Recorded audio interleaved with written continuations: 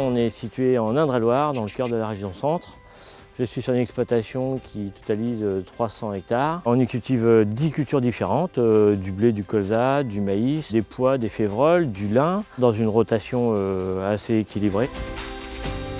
L'exploitation elle est inscrite en agriculture de conservation depuis un peu plus de 10 ans.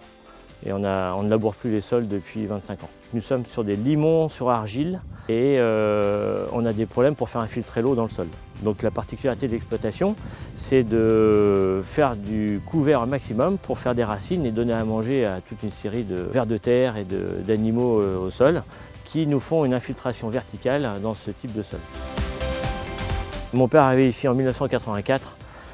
Il a vite installé le drainage qui était nécessaire. Et il a monté en même temps l'irrigation. Et on récupérait au départ les eaux de drainage dans des retenues collinaires. Il s'avère qu'on n'arrive pas à les remplir tout le temps parce que les hivers sont très atypiques. Et un hiver sec, il n'y a pas d'eau qui coule, donc on ne remplit rien. Et donc pas d'irrigation potentielle derrière pour l'été. Et notamment ça fait 2 ans de suite où on a vraiment peine à trouver de l'eau l'été.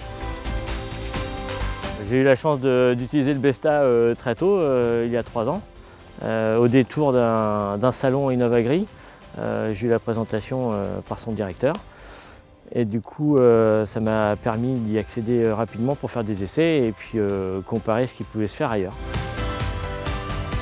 Première année d'usage du produit, je valide certaines choses et je suis plutôt agréablement surpris. Par contre la deuxième année on a appris parce que c'était une année vraiment particulière.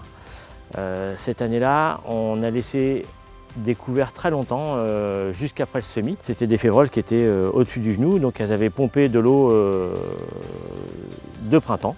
Voilà. Et il s'avère qu'on n'a pas eu d'eau de l'été. Donc on démarrait avec une balle dans le pied, pour dire. On a organisé davantage de grains sur les épis et ensuite on n'avait pas assez d'eau pour les nourrir. Et donc on a eu un peu moins de rendement sur cette partie-là. On apprend donc de nos expériences.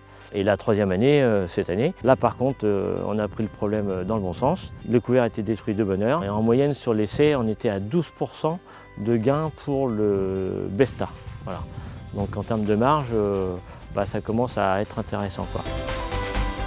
Au vu des résultats de la troisième année, où on n'a pas servi de l'application, je renouvelle sur la sole de maïs cette année à hauteur de 70 hectares, en espérant avoir d'aussi bons résultats.